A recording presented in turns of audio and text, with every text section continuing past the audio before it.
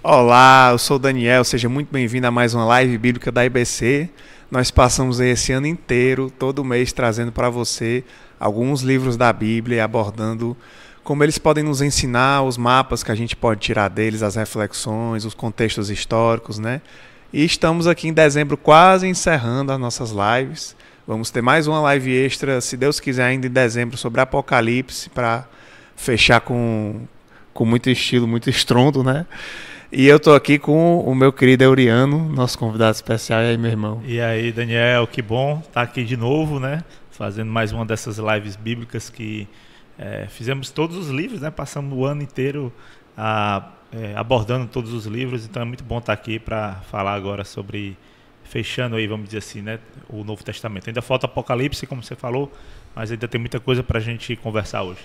Pois é, e hoje é um tema difícil e grande, né? Então nós vamos tentar dar uma resumida, óbvio que não vai dar para tratar todos os detalhes. Muita coisa. Porque hoje é as cartas do Novo Testamento, né? É quase o Novo Testamento inteiro, né? A gente falou aí dos 4 evangelhos e Atos na última live, né? Iniciando o Novo Testamento, que é mais curto que o Velho. Entra nas cartas porque são muitas, mas tem muitas coisas em comum porque a grande maioria é feita por Paulo, né? E alguns outros seguidores de Jesus. E aí, só para a gente dar um contexto histórico antes, eu não vou falar da linha do tempo toda, mas só para você entender onde é que a gente está, né?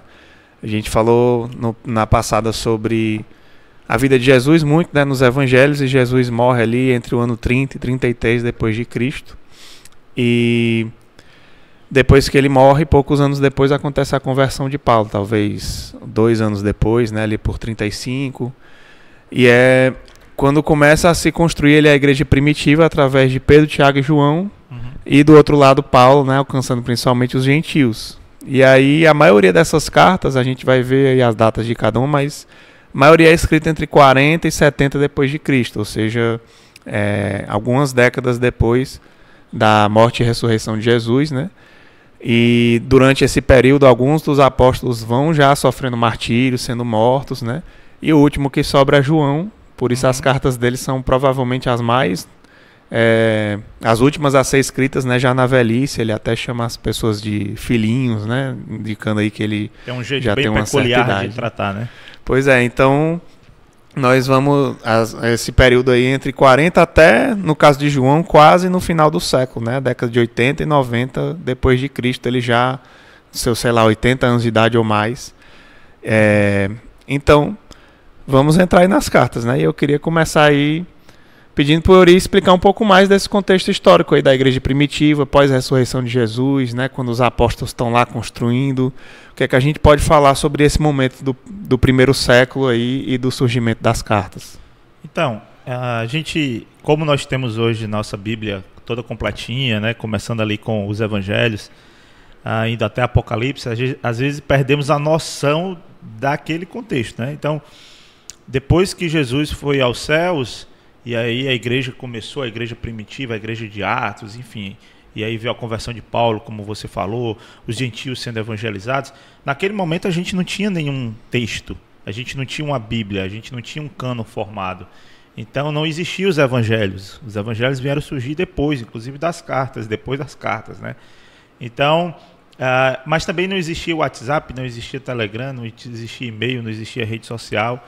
O que existia, e que por isso Jesus veio na plenitude dos tempos, existia uma estrutura viária preparada pelo Império Romano, onde permitia com que esses homens de Deus eles pudessem viajar para outras cidades, né, e pudessem assim proclamar o Evangelho, falar de Jesus, ensinar as boas novas de Jesus.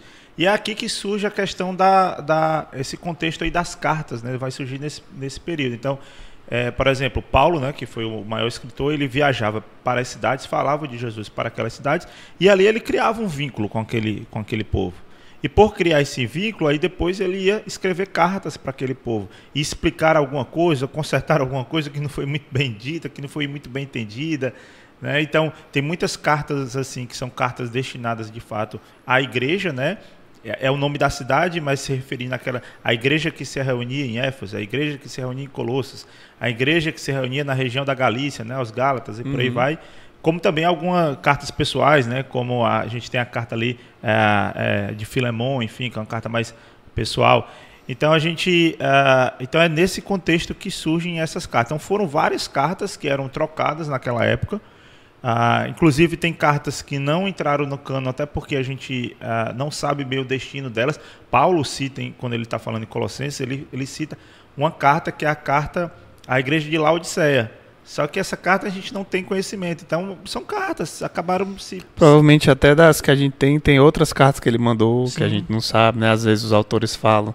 Na minha carta anterior você não sabe, sei lá, se foi a outra que tem lá ou se é uma outra que Sim. a gente nem conhece, né? Coríntios, por exemplo, não eram 2, eram 4 cartas. E aí depois, na formação do cânon, transformou em 1ª e 2ª Coríntios. Mas era para ser 1ª, 2ª, 3ª e 4ª Coríntios. 4 Coríntios, né? Então, assim, várias cartas são trocadas e assim continua. Inclusive, após a morte dos apóstolos, e aí, como você falou, o último João, que começa aquele período dos pais da igreja, a gente continua vendo cartas sendo trocadas. Então, por exemplo, Policarpo, ele escreve uma carta aos Filipenses e ele já utiliza aquilo que ele aprendeu de Paulo, citando naquela carta. Então, por exemplo, Paulo está falando aos Filipenses, falando o que ele aprendeu de Cristo. E aí, Policarpo já fala aos Filipenses, a carta de Policarpo aos Filipenses, falando aquilo que ele aprendeu de Cristo através de Paulo, através de João, enfim, através dos seus discípulos. Passando as tradições.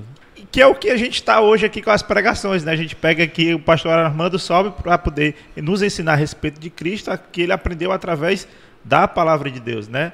Então, porque, enfim, a gente já tem a Bíblia, né? Mas naquela época não tinha, então era muito nisso. Então, isso foi o contexto das cartas. É bom lembrar que essas cartas, quando eles escreveram, não tinham interesse de formar um livro. Vou formar um livro agora, estou escrevendo para que seja publicado a Bíblia. Não, ninguém tinha noção do que isso ia acontecer.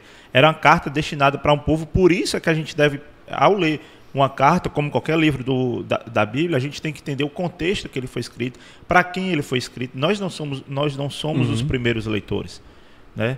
Então a gente tem que entender o que estava acontecendo naquela região. A gente vai falar muito sobre isso em alguns pontos aqui. O que estava acontecendo naquela região? Para quem é esse povo? Quem é esse povo a quem ele escrevia? Por que ele falou algumas coisas e deixou outras de lado? Porque talvez não era de interesse daquele povo, daquela região. E por aí vai. Então acho que esse é o contexto geral, vamos dizer assim. Perfeito. Eu acho muito legal porque você pensar, por exemplo, quando você olha a datação das cartas, porque que isso é importante, que às vezes isso ajuda a entender algumas coisas. Por exemplo, né? No começo, né, na década de 30, 40, até 50 depois de Cristo, a igreja era mais judaica, né? Eles espalhavam para os judeus, Pedro, Tiago, né, pregando em Jerusalém e tudo mais. Depois, Pedro acaba fugindo para outras cidades. João vai para Éfeso. Paulo faz as viagens missionárias, vai fundando igrejas em vários lugares, né? E aí vai convertendo os gentios, os gregos, outros povos, né? Então, se você olha cartas mais antigas, às vezes é mais tratando para os judeus, aí as cartas de Paulo já é tratando com as igrejas dos gentios, né?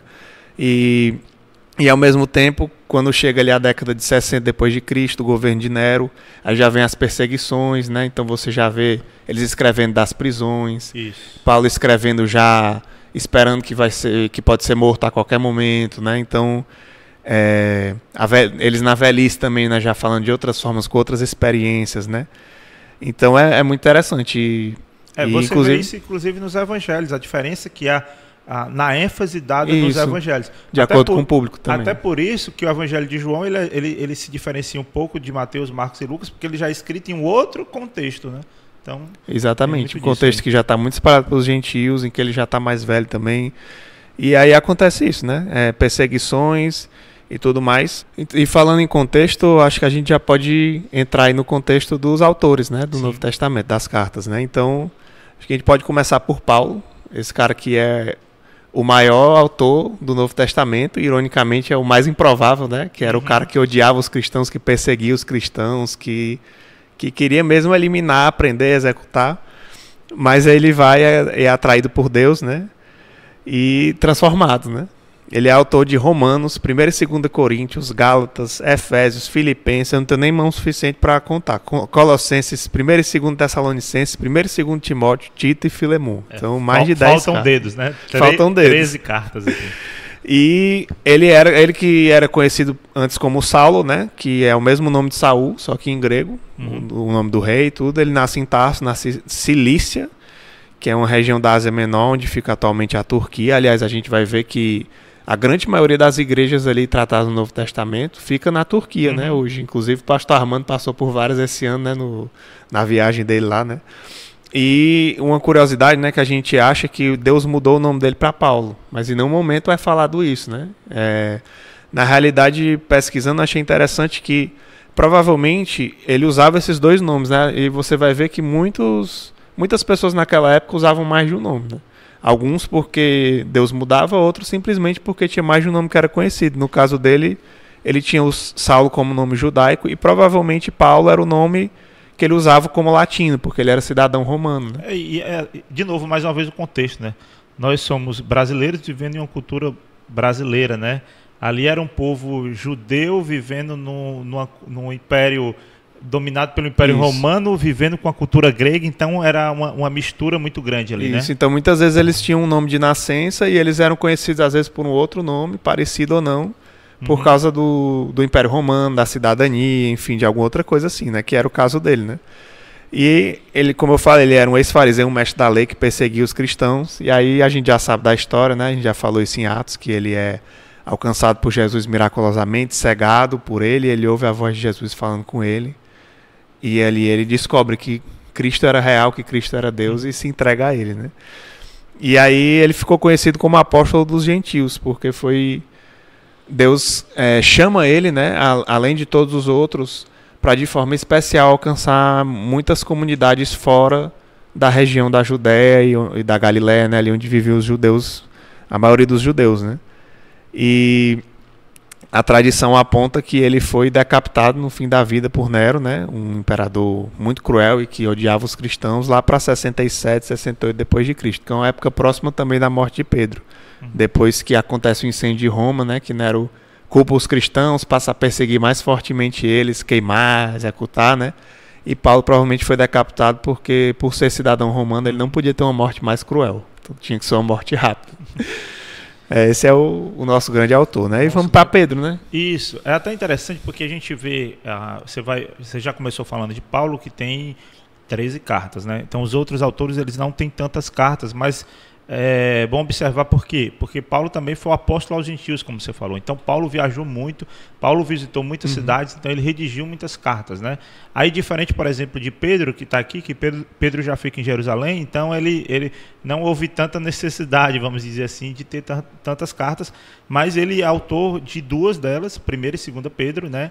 Além, vamos dizer assim, vamos colocar como coautor do livro de Marcos, né? Vamos dizer assim, que muito do livro de Marcos é o que Marcos aprendeu com Pedro, né? Mas assim, de escrita mesmo, como a gente tem de autoria de Pedro, 1ª e 2ª Pedro, é um dos 12 apóstolos de Jesus, ali, vamos dizer assim, se tem um apóstolo principal, a gente destaca ali Pedro, né? Realmente, pescador natural da Galileia, irmão de outro apóstolo, né? Que era irmão de André. Então Pedro ele se torna ali um dos maiores pregadores do 1º século, né? Que é muito interessante essa jornada de Pedro, essa transformação que acontece na vida dele, porque você vê um homem... Ele era um fuleiragem. Homem que... tem um bem cearense seria assim, mas ele é um homem que chega a negar, né, que conhecia Cristo, né? Alguém que duvidou muitas vezes da fé, alguém que já se mostrava ser impulsivo, era alguém que, enfim, que tinha muitas falhas, vamos dizer assim, né? Então era alguém improvável, assim como Paulo, né? Como você citou, poxa, Paulo vai se tornar o maior escritor. Pedro era improvável também que se tornasse quem ele foi. Se você olhar, todos eram, né? Todos eram, na verdade todos eram. Mas aí ele se torna de fato o grande, alguém que há pouco tempo havia negado a Cristo, é alguém que faz uma pregação como a que ele fez lá em Atos capítulo 2 e se converte em 3.000 pessoas. E assim Pedro ele vai liderar essa igreja, né? Ali ele faz essa liderança ali em Jerusalém. Pedro, como você falou, né? Pedro ele morreu aí crucificado de cabeça para baixo, né? Diferente de Paulo, que teve uma morte rápida, ele, por não ter essa cidadania romana, então ele teve uma crucificação bem cruel, né? Assim, de cabeça para baixo ali, justamente naquele período ali da perseguição de Nero, que foi uma grande perseguição.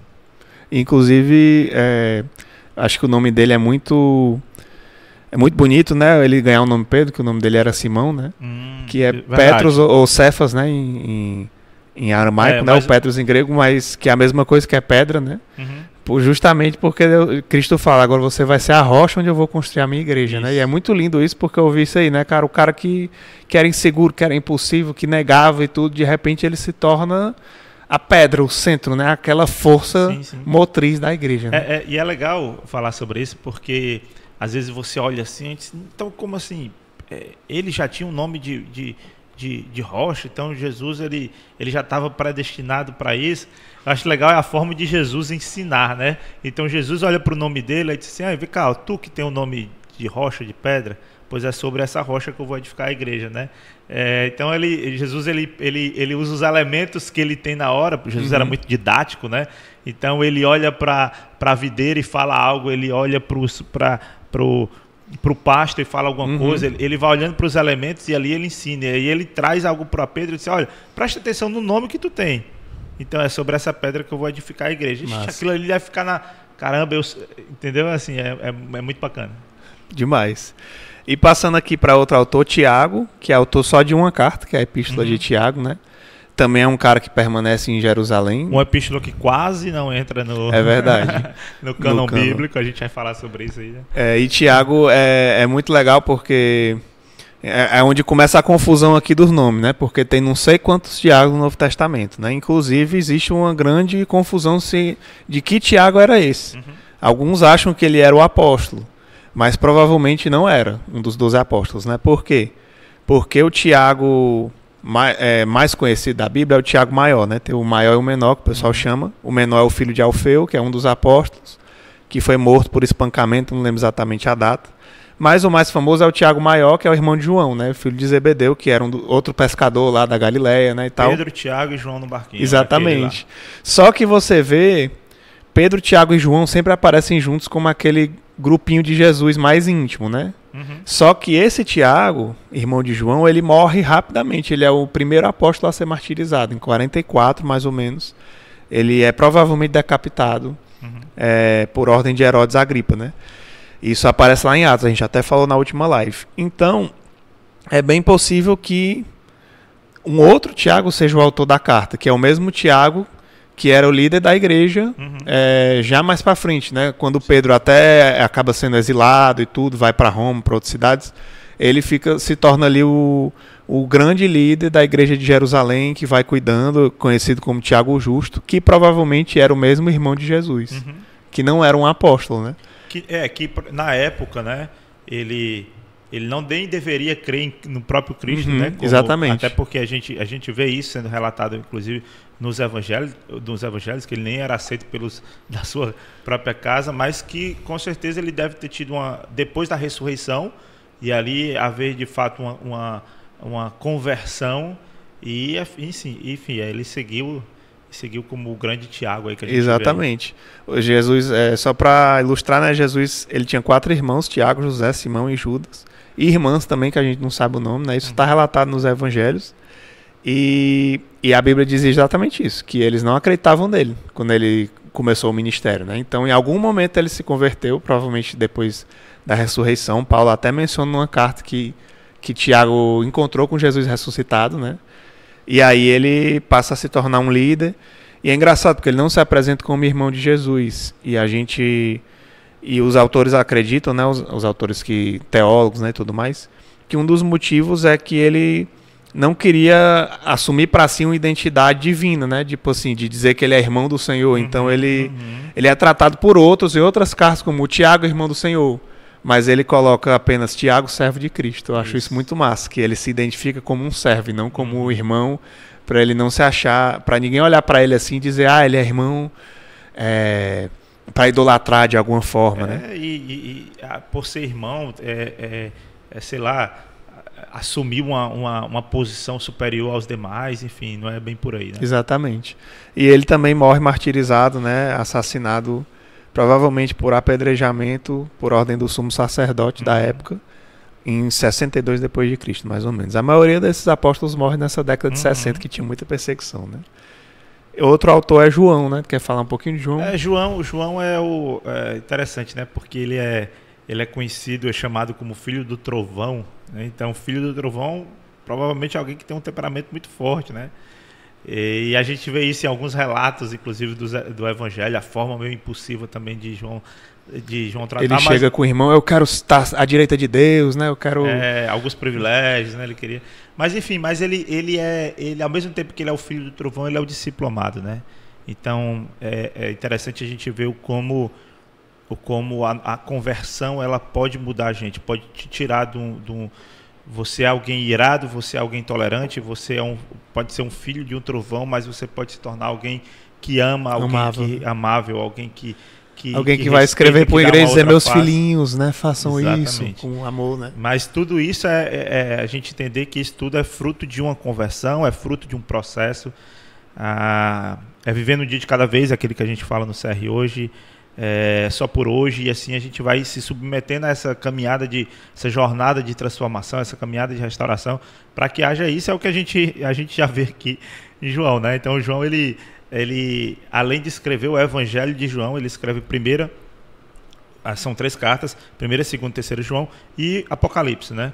Então também teve até uma escrita mais vasta, né, comparado aos outros. É um livro, né? maior, simbólico, profético. Acho que é o livro mais diferente do Novo Testamento, né? Não tem nada igual no Novo Testamento. A gente tem ali as cartas, elas são mais curtas, né? Mas é interessante até porque quando a gente vê na cronologia, você até pode imaginar, não, o Evangelho de João veio primeiro do que as cartas. Não, as cartas vieram primeiro. Inclusive o 1 João, meio que o Evangelho de João, ele faz uma explanação muito maior do que ele já aborda, né? Primeiro capítulo de 1 João com o primeiro capítulo de João você identifica logo as conexões ali. Ele é muito simbólico, muito poético, né? Exatamente. Então ele era um pescador natural da Galileia, filho de Zebedeu, irmão do Tiago Maior, que a gente já citou aqui, né? Conhecido como discípulo amado de Cristo, né? Ele se torna um dos grandes líderes da igreja primitiva, caminhando com outros apóstolos, evangelizando e acompanhando igrejas, especialmente ali naquela região de Éfeso, né? Que ali, também é na Turquia, né? E Éfeso é justamente ali a região onde, quando Jesus está na cruz e ele fala para João cuidar ali de Maria, de sua mãe e tal, naquele momento, Maria ela foi morar em Éfeso, né, nessa época. Então João ali vai justamente para ali, para aquela região. Ali acho que já começa a preparar o terreno justamente para quando Paulo chega, enfim, já tem um terreno sendo preparado, né? Então João foi perseguido, torturado e finalmente exilado na ilha de Patmos, até a morte do imperador Domiciano, que foi um outro grande perseguidor. Foi um grande perseguidor, assim, Domiciano foi um dos grandes anticristos, né? Assim, já houveram vários anticristos, até ser revelado o anticristo final. Que é outra confusão, né? Que tem muito, né, nas cartas. Mas se você for ler, eles falam de os anticristos, né? Já houveram. E Domiciano foi um dos grandes anticristos. Ele profanou o templo. Muitas das coisas que a gente vê que é relatado que vai profanar o templo, que vai isso, aquilo outro, Domiciano fez. Então ele foi um desses que perseguiu na época João, e ele foi para a ilha de Patmos. E é algo interessante, porque João foi o único discípulo que não morreu martirizado, né? Então ele teve, sua morte foi natural, né? Ele morreu na sua velhice. Inclusive Jesus fala, né? No próprio Evangelho de João, no final, ele diz que Jesus, os caras perguntam quem é que vai morrer, não sei o que, ele fala assim, e se eu não quiser que ele morra, o que é que vocês vão fazer? Aí ele diz que surgiu uma lenda de que ele nunca ia morrer. Nunca ia morrer. Só que aí ele mesmo escreve, mas ele não falou isso, ele só disse se eu quiser. Mas aí ele sabia que uma hora ele ia morrer, mas ele teve essa graça, né, de viver mais. Apesar de ter sido exilado, ele viu também o templo sendo destruído, né, no ano 70 e tudo mais, então também não deixa de sofrer bastante. Não, sim, ele sofreu muita perseguição, foi torturado, enfim, muita coisa, só não morreu martirizado como os outros, né? Mas Jesus já lança um spoiler lá atrás, né? Para quando ele for continuar a série, ele diz, não, eu lembrei do que eu escrevi lá atrás, eu não vou... João vai continuar vivo aqui, vai morrer de causas naturais aí. E para fechar os autores aí, a gente tem Judas, que eu acho que é o menos famoso, porque só tem uma carta que é pequenininha, né? E também é muito confuso, porque o pessoal lembra logo do Judas que traiu Jesus, pensa, o que é que tem essa carta de Judas, não sei o quê. Mas, obviamente, não é a mesma pessoa, né? E, mais uma vez, é um que tem vários Judas na Bíblia, né? Então, às vezes, fica confuso também quem é o autor. Tem o Judas Iscariotes, que é o traidor, né? Aí tem o Judas Tadeu, que é um dos 12 apóstolos, que os autores acreditam que ele era ou irmão ou filho de um dos Tiagos, né? Talvez do outro Tiago, o Tiago menor, filho de Alfeu, né? Ou que ele fosse filho do próprio Alfeu, né? Porque em alguns momentos aparece Judas de Tiago, aí fica essa confusão do que significa. Sim. Esse é o conhecido como Judas Tadeu, né? Mas provavelmente se acredita que o autor seria o Judas, irmão de Jesus, ou seja, irmão do Tiago, que é autor da carta de Tiago, né? Que era o líder lá de Jerusalém. Ele também, que não teria sido um dos 12, que teria se convertido também só depois, né? Entendido finalmente que o irmão dele era o Cristo, né? E aí ele se entrega e passa também a ter um papel de proeminência ali entre as igrejas. É inclusive a hipótese mais forte, né? De que de fato é Judas o irmão de Jesus, né? Exatamente. É a hipótese mais forte. E aí ele também não se apresenta como irmão de Jesus na carta, mas ele coloca Judas, irmão de Tiago. O que confunde ainda mais, porque o apóstolo também tinha um irmão Tiago, assim como Jesus também tinha, né? Então fica bem confuso, né? Mas provavelmente ele era irmão desse Tiago e ele coloca exatamente irmão de Tiago e servo de Cristo, né? Ele se apresenta da mesma forma e talvez coloque irmão de Tiago porque ele provavelmente era mais novo, né? Imagina só, tá fazendo uma viagem aqui com o povo aqui. Hoje não, porque a gente tem redes sociais, a gente é identificado com foto, enfim, com várias coisas, mas naquela época não existia essas identificações. Imagina só aqui na igreja, quantos Daniéis a gente tem? Aí aqui na igreja, eu vou dar exatamente esse exemplo. Eu sou o Daniel da Gleice, só que tem um outro casal que é Daniel e Gleiciane, exatamente o mesmo nome. Aí o povo chega pra falar com a gente, eu queria entrar no GR que tu lidera. Eu disse, não, mas eu não tô liderando. Falaram com a Gleice já, não tô liderando o GR não, mas não é a Gleiciane do Daniel. Ela, não, é porque tem outra. Mas é o Daniel da Gleice, é o Daniel do Ricardo, que é o filho do Ricardo. E aqui a gente às vezes fala Dani, e a gente está falando do Dani do Daniel ou do pastor Daniel do pastor Daniel. Então assim, vai gerar essa confusão, né? Ainda mais porque não tinha como a gente ter a certeza de quem era, não tinha fotografia para dizer tipo eu escrever um bilhete para ti e botar Daniel. Eu não preciso fazer uma super identificação e tal. A galera sabe quem sou eu quando eu tô mandando a carta, né? Mas hoje a gente fica com essas dúvidas. Diferente de Euriano, né? Que em qualquer lugar do mundo será. Mas até tu tem um irmão que é o Euri Júnior, né? Que os dois têm um apelido de Euri. Isso. Então até isso pode confundir vocês dois. Mas é isso, esse Judas é o que a gente tem menos informações, né? Até porque não sabe nem exatamente qual Judas era. Provavelmente era o irmão de Jesus. A gente não sabe exatamente como foi a morte dele, mas provavelmente ele foi também martirizado, né? Acredita-se que por espancamento. E também não se sabe exatamente qual era o destinatário da carta dele. Bom, mas falando nisso, né, em destinatário, vamos entrar nas próprias cartas, né? A gente entendeu que é impossível a gente tratar extensamente de todas as cartas. Então a gente vai ter que fazer um resumo. Então a gente vai passando aqui em ordem cronológica para você entender mais ou menos aí a ordem que foram escritas.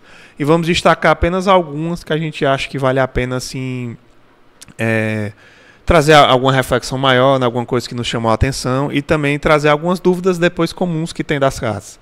E para você que quer saber mais sobre cada uma, né, a gente tem a indicação do curso Panorama do Novo Testamento. E Conhecendo o Novo Testamento, né, tá lá no site do Mais Bíblia. Então lá o pastor Hamilton ministra esse curso e ele vai passando carta por carta, falando um pouco do contexto, quem escreveu, enfim. É algo bem interessante que vale muito a pena você assistir, você fazer. O curso é gratuito, dá até um certificado aí para você também. Pronto, então se você quer saber mais sobre cada uma, vai lá e assiste o curso que com certeza vai ser maravilhoso. E aí vamos começar aqui com Tiago, né? Assim, Tiago é possivelmente a carta mais antiga, né? E eu mencionei antes, né, da questão do contexto, como é interessante. Tiago talvez venha de ali ainda dos anos 40 depois de Cristo, talvez anos 50, né? Que era quando a igreja ainda não estava tão avançada, especialmente entre os gentios, né? Paulo já estava fazendo as viagens missionárias e tudo mais, mas ainda estava naquele momento que tinha muitos judaizantes, né? Tinha muito ainda aquela ideia de seguir a lei judaica e tal. Então existia todo esse cuidado, os apóstolos ainda pregando mais para os judeus, né? E Paulo lá fazendo o negócio dele. Então ele destina a carta às 12 tribos dispersas entre as nações. Então você já vê por esse nome aí que, claro, ele poderia querer dizer as 12 tribos representando a igreja, né? Que são o novo povo de Deus, né? Mas mais provavelmente ele estava se referindo mais especificamente às igrejas judaicas, né? Até porque ele vivia em Jerusalém. Então ele estava ali abrindo para os irmãos dele, para os judeus, né? E por ele ter um ministério voltado para os judeus, faz sentido que ele tivesse esse público em mente. E faz sentido também o conteúdo da carta, que ela é muito mais fortemente uma exortação para os crentes viverem de forma digna da fé, né? Então, para o judeu a questão da lei era muito importante, a questão da conduta, né? Então, Paulo, você vê muito mais um olhar para a justificação pela fé, né? A gente vai ver isso. Porque ele escreve para o gentio, para aquele que não tinha a lei, que não recebeu a lei, mas que precisava descobrir uma nova lei, que é a lei de Cristo, né? A lei da graça, mas que também existem novos mandamentos, mas entender que se justifica pela fé. Já para o judeu, Tiago escreve exortando e falando das condutas, das práticas individuais e coletivas da igreja, né, que glorificam a Deus. Então ele vai falar sobre a relação de fé e obras, né? Combater também aquela ideia do antinomismo, né, que é a ideia de que a regra não tem mais serventia, que os mandamentos não servem para nada e tal, né? E abordar as condutas dos crentes dentro da igreja. Vai falar sobre oração, sobre os anciãos cuidando, né, sobre como o povo deve agir coletivamente, esse tipo de coisa. Então é uma carta muito útil, eu acho, para a prática da igreja no dia a dia. Né? Inclusive, como a gente até já falou aqui, foi uma das cartas que quando foi formado os concílios, né, para fazer esse cânon bíblico, e isso já acontece aí por volta aí ano 300 e alguma coisa, enfim. Como eu disse, já não tinha um livro escrito, né? Não tinha um cânon formado, então precisava formar, e entrou em dúvida se a carta de Tiago entrava ou não, justamente por conta disso, porque, mas aqui Paulo ele traz o ensino, que é em relação à questão da salvação pela graça, já Tiago está falando, dando ênfase também à questão da obra, e até hoje, Daniel, isso ainda gera outras, gera algumas confusões, né? Gera alguns tipos de ensinamentos que não era bem aquilo que ele estava querendo dizer. E é interessante você abordar para quem é que ele estava escrevendo, né? E por que a necessidade dele falar sobre isso, né? Que a fé sem obras ela é morta, o cristão ele precisa mostrar essa fé através daquilo, são os frutos, né? Tem que demonstrar essa fé não só na vertical, né, mas na horizontal, né? Já que tu entrou nisso, né, mais para frente a gente ia trazer algumas dúvidas mais comuns, e a primeira era justamente essa. Eu acho que vale comentar logo, porque que a dúvida é assim, salvação é pela graça ou pelas obras, né? Paulo ele estava em confronto com Tiago e a Bíblia não mostra isso, né? Na verdade, eu acho que mostra o contrário, uma harmonia, né? Isso. Paulo a gente vai ver mais depois, né? A ideia de Paulo é basicamente assim, olha, você não tem como retribuir a graça. Você só aceita, você recebe a fé, né? Só que esse mesmo Paulo, e aí ele escreve, né? Romanos, por exemplo, 10:9. Se você declarar com sua boca que Jesus é Senhor e crer em seu coração que Deus o ressuscitou dos mortos, será salvo. Então é simples. O evangelho é simples. Você crê em Cristo, crê na salvação, crê que ele morreu e ressuscitou, você é salvo. Mas se você vai ler outras cartas de Paulo, ele fala assim, então eu vou, por causa da graça, eu vou pecar agora indiscriminadamente? Não, jamais, senão, como o Bonhoeffer fala, né, é uma graça barata, né? Que graça é essa que me dá a oportunidade de ficar vivendo de qualquer jeito sem me arrepender, né? E Tiago, do outro lado, ele vai complementar Paulo e até harmonizar com esse pensamento, né? E dizer, olha, a fé que é viva, verdadeiramente, ela produz frutos. Frutos que levam para o arrependimento. Até João Batista fala isso, né? Produzam frutos que geram arrependimento. Ele disse para o fariseu, né? Então, Tiago escreve isso. A fé, a menos que produza boas obras, está morta. E aí ele diz, pelas minhas obras lhe mostrarei minha fé. Ou seja, a boa obra ela é uma manifestação da fé da pessoa. A fé que Deus produz em nós, ela gera um fruto, né? E a manifestação pública desse fruto é a obra, né? Então, não estão em conflito, muito pelo contrário, acho que estão em perfeita harmonia, tanto que até quando tem aquela discussão no Concílio de Jerusalém, né, lá em Atos, em que está se discutindo sobre os gentios, né? E aí os judaizantes estão dizendo, não, tem que mandar eles cumprirem toda a lei, circuncidar, não sei o quê. Aí vai lá, Pedro discursa, Barnabé discursa e no final Tiago discursa, né? E ele ali como líder, ele não fala assim, obriga eles a fazer tudo. Pelo contrário, né? Ele diz assim, olha, vamos fazer algumas recomendações, mas ele tem o mesmo entendimento que Paulo esboça nas cartas dele, né? Que é que eles não estão mais presos pela lei judaica. Se você, é isso que você está dizendo aí, se você pega o tanto que Paulo escreveu como Tiago escreveu, não há uma discordância, né? de novo, é olhar para quem Tiago escreveu, que não só para o povo judeu, mas também para nós. Porque o que é que Paulo fala, por exemplo, em Gálatas 5, verso 22, quando ele está falando sobre os frutos do Espírito? Esses frutos do Espírito, ele é algo que ele é demonstrado através de obras. Uhum. Não tem como eu ter longanimidade, olha aqui, né? 5:22, ó. Mas o Espírito produz este fruto: amor, alegria, paz, paciência, amabilidade, bondade, fidelidade, mansidão e domínio próprio.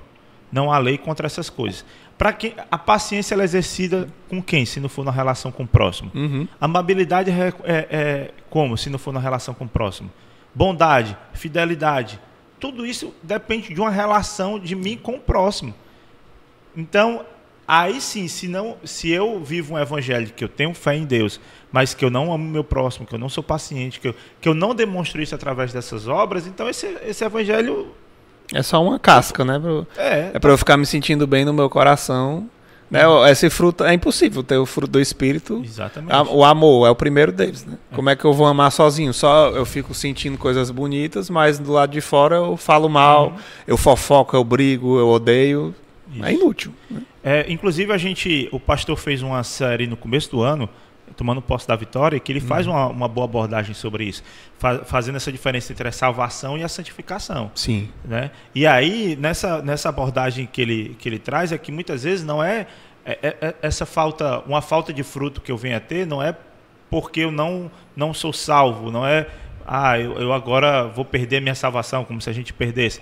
Mas o que está faltando, na verdade, aí é uma santificação. Isso. Tem até um infográfico que a gente fez, está lá, estou tempo fazendo propaganda do site do Mais Bíblia, que faz essa... Porque eu posso fazer, você tem tantos materiais bons. Tem muitos materiais, que justamente mostra isso, né? Qual a diferença da salvação, que é aquilo que a salvação é Deus que me dá, é graça dele. Já a santificação é através do Senhor, porque eu sou santificado através de Cristo, mas eu me torno, vamos dizer assim, parceiro de Deus nesse processo de santificação, porque depende também de uma ação, de uma atitude minha, né? Isso. Então, muitas vezes o fruto não está sendo apresentado, não é por uma falta de salvação, mas é porque eu estou me distanciando da fonte verdadeira, estou me distanciando da videira, eu não estou procurando ao Senhor. Observe para a sua vida, meu irmão, que você vai ver. Quando você deixa de orar, quando você deixa de ler a palavra de Deus, como é que eu vou dar fruto se eu estou desconectado da videira? Eu acho que Paulo até escreveu aos Filipenses, se eu não me engano. Consolidem o chamado, né? Consolidem a salvação de vocês. João capítulo 15, eu sou a videira verdadeira. Então, eu preciso estar conectado nela, porque senão, se o ramo estiver desconectado dela, ela não tem como dar fruto, não existe isso. Então, falta muitas vezes isso, é nós nos santificarmos, e esse é um chamado de Deus para nós sempre. Amém. E seguindo aqui, a gente vai abordar algumas cartas, como eu falei, mas calhou aqui a gente vai abordar as poucas cartas que não são de Paulo, e de Paulo a gente destacou algumas. Eu sei que uma delas é Gálatas, né? Sim. Gálatas surge ali, também é uma das primeiras, provavelmente entre 48 e 53 depois de Cristo. Isso. E que falei um pouquinho sobre... Mas Gálatas é uma carta muito interessante para nós, enquanto cristãos, a gente lê ela, porque ela é a primeira carta de Paulo ao povo gentil, né? Então, inclusive, tu já citou ela aqui já, né? Não, já citei, exato, porque ela é uma carta de fato muito, muito importante, né? E essa carta ela é fruto de uma chateação de Paulo com alguns judeus que, ao invés dos caras estarem perseguindo os cristãos, na verdade os caras estavam meio que enfeitiçando os cristãos, trazendo um ensino diferente daquilo que estava sendo pregado, meio que anulando o efeito da cruz, vamos dizer assim, sobre os cristãos. Inclusive, até no Gálatas capítulo 3, Paulo ele fala sobre isso. Ó Gálatas insensatos, quem os enfeitiçou? Jesus Cristo não lhes foi explicado tão claramente como se tivessem visto com os próprios olhos a morte dele na cruz? Então tinha alguém trazendo ensinamentos ali que não deveria trazer, sabe? Então era necessário uma obediência à lei judaica, um esforço próprio para herdar a salvação. E aí, quando você faz isso, né? Beleza, eu creio em Cristo, mas eu preciso fazer isso, eu preciso fazer aquilo, eu preciso fazer aquilo outro. Meio que você nega a graça de Cristo, você nega o sacrifício de Cristo, né? Então o que eles estavam fazendo com aquele povo era disfarçado de evangelho, sabe? É um evangelho, mas que com outra cara. é muito parecido com o que a gente vê hoje. Eita, polêmica. Mas é assim, muito teologia da prosperidade. É algo disfarçado de evangelho. Então eu preciso fazer, eu preciso dar o dinheiro. Se eu fizer, Deus vai me abençoar, vai me dar. Deus vai me abençoar, Deus vai me dar e tal. E não é. Então, Paulo, tanto é que Paulo ele começa. E outra, esses caras quando chegam lá para poder fazer isso, para esse povo ali que mora ali na região da Galácia, né? Quando eles chegam para poder falar com esse povo, é meio que eles vão dizer, ó, o que Paulo está dizendo aqui, não, Paulo não vale de nada, não. É o que nós estamos dizendo aqui. Então, por isso que Paulo ele já chega indignado, sabe? Capítulo 1 ele já vai dizendo, mostrando logo quais são as suas credenciais, entendeu? Inclusive ele cita o confronto que ele teve com Pedro, né? No capítulo 2, se eu não me engano, ele cita sobre isso. Então ele mostra as suas credenciais. Porque o próprio Pedro cai, né, nessa de satisfazer os judaizantes, né? Com medo de questionar, assim, de novo, ele ainda um pouquinho daquele velho Pedro, né? Caindo na insegurança de confrontar os judeus, né? E aí, Paulo, ele nesse momento, a gente vê que ela é uma carta muito apologética. Ela é uma defesa de Cristo, né? Do que Cristo fez, do sacrifício de Cristo na cruz, ao mesmo tempo que é uma defesa do próprio Paulo, né? Ele está mostrando ali, olha, eu sou isso, eu fui chamado, eu sou apóstolo designado por Deus e tal, e assim ele faz essa ênfase, meio como é um alerta mesmo assim, gente, eu tive com vocês. Preste atenção no que é que eu tenho ensinado aqui, vocês estão deixando se levar por outra história, né? Vamos dizer assim. Né? De vez em quando Paulo precisa se provar assim nas cartas, né? Acho que talvez por ser o único que não tinha andado com Jesus, né? O que foi o apóstolo enxertado ali, o que estava alcançando povos mais pagãos, né? Então ele precisava sempre ressaltar, né? Muitas vezes ele conta o testemunho dele de transformação, ele conta como ele se tornou um seguidor de Jesus e como ele tem autoridade, né, para falar do evangelho, né? E continuando aqui, né, a gente tem logo depois Filipenses, que na verdade é uma das que a datação é mais difícil. Acho que é por conta de incerteza em relação às viagens, ao momento de escrita, onde ele estava, né? Então vai desde 50 até 63 depois de Cristo, tem várias datas possíveis. E aí, ela é meio, pelo que a gente vê ali escrito, e até o povo, né, para a região da Macedônia, ela é muito contemporânea ali também de Tessalonicenses, enfim, ela abrange também aquele povo e aquela região, né, vamos dizer assim, né? Tessalonicenses, que é a próxima que a gente vai abordar, né? E Filipenses não vamos destacar muito, mas só uma coisa que eu acho interessante de destacar é que era uma cidade que era colônia romana, então ela tinha, mesmo não sendo na região dos romanos, né, era na Macedônia, onde fica a Grécia hoje, mas eles tinham direito de romanos, né? Tinha muitos romanos lá, então eles se sentiam, né, aquela questão de eu sou cidadão romano, eu sou especial, né, eu estou acima desses outros ralé aqui. Então Paulo ele destaca que vocês são cidadãos dos céus, né? Não cidadãos terrenos, né? E aí eles começam a ser perseguidos, né, por se converterem e tal, e ele fala sobre perseverança e sobre essa questão de você lembrar que nosso verdadeiro lugar, nosso verdadeiro lar, nossa cidadania está no céu. Então a gente não deve se apegar a esse mundo, aos títulos, né, às coisas, ou querer alcançar as coisas aqui nesse mundo, né? E a carta da alegria, a carta do contentamento, né? Exatamente. Vamos dizer assim, né? Onde tem, inclusive, um dos versículos mais mal utilizados na história, que é tudo posso naquele que me fortalece, né? Ixi, aí o povo usa para justificar qualquer coisa que quer fazer e dizer que Deus vai fazer para eles. Isso, e aí eu posso tudo, porque só que esquece de ler o versículo anterior, né? Quando Paulo diz que eu sei viver na necessidade, né, e também na fartura, aprendi o segredo de viver em qualquer situação, seja de estômago vazio ou cheio. Por quê? Porque eu tudo posso naquele que fortalece. Me fortalece, inclusive, para poder viver na necessidade. Né? O tudo posso não é fazer tudo que eu quero. Sim. Deus me capacitar para fazer a vontade dele. Exatamente. E aí vamos para as cartas a Tessalonicenses, né, que eu acho que também quer comentar um pouquinho. Quero. Carta a Tessalonicenses é bem interessante porque ele é também um dos documentos mais antigos que a gente tem lá do Novo Testamento, né? Ele por volta dos anos 50, né? Que nem você também já tinha falado.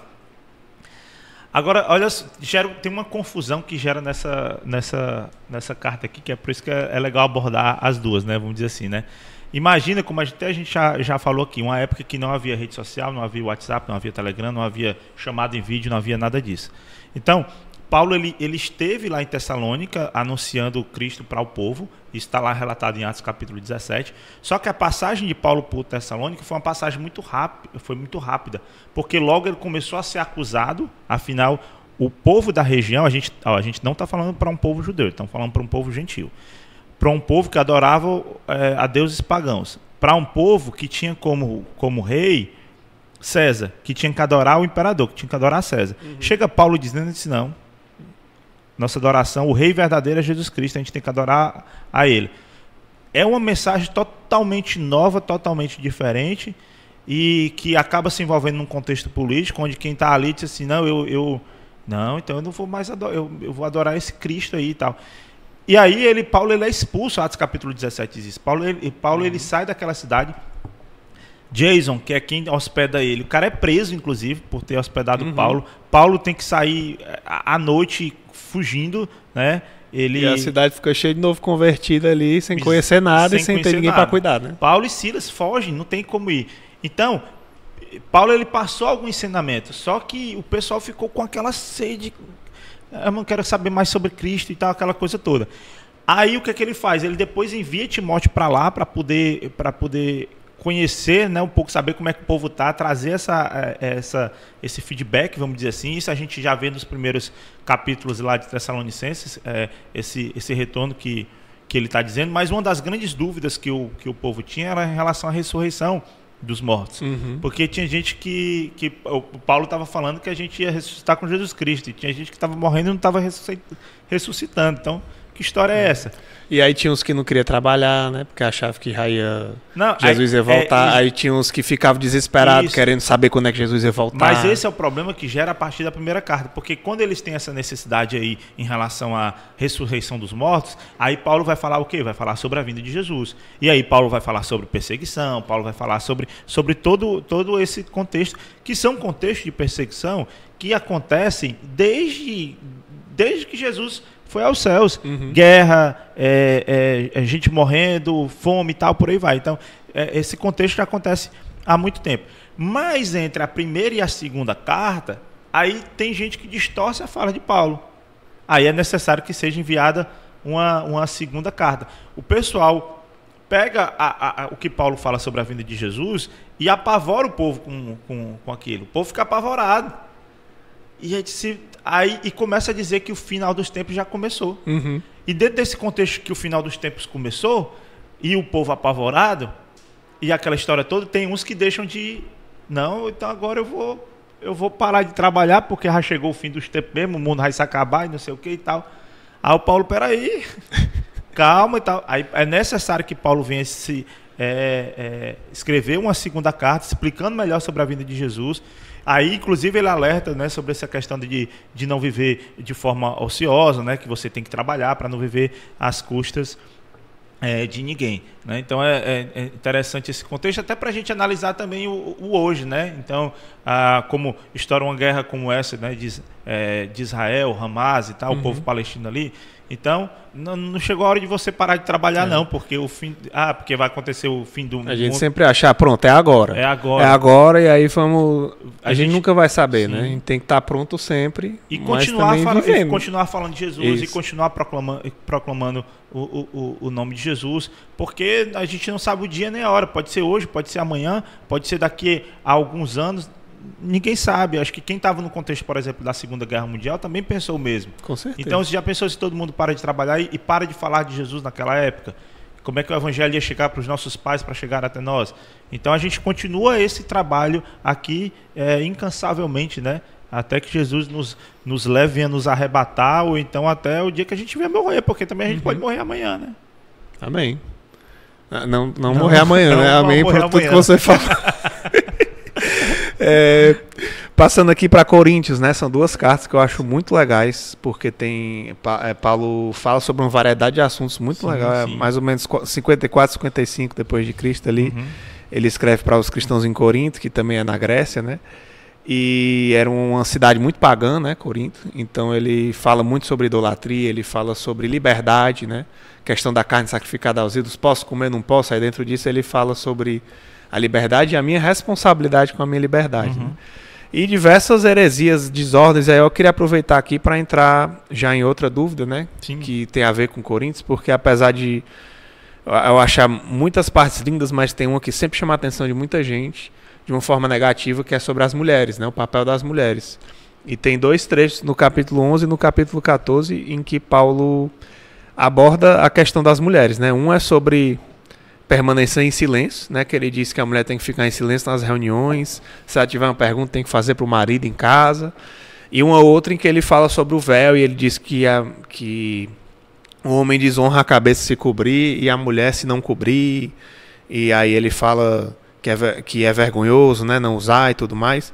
E aí as pessoas ficam, tá, isso vale para hoje, qual é o contexto, né? Então, pedir pro Eury trazer para nós aí um pouquinho desses 2 assuntos, porque são muito polêmicos, né? E hoje em dia com toda a questão do machismo, do feminismo, dos nossos entendimentos sobre o papel da mulher e a importância da mulher na comunidade, né? Pensar assim, cara, na nossa comunidade as mulheres palestram, as mulheres participam dos GRs, falam do seu mapa, né? Abençoam muitas pessoas, oram. Aí, lendo isso aqui, a pessoa pensa assim, então a mulher não pode fazer nada, tem que só em casa fala com o marido, não pode falar no culto, não pode dizer a opinião dela, não pode... Enfim, como é que funciona isso, né? Vamos lá. Desde quando a gente começou esse podcast aqui, e falando também não só nessa live de hoje, mas também de outras, a gente sempre fala de entender o contexto.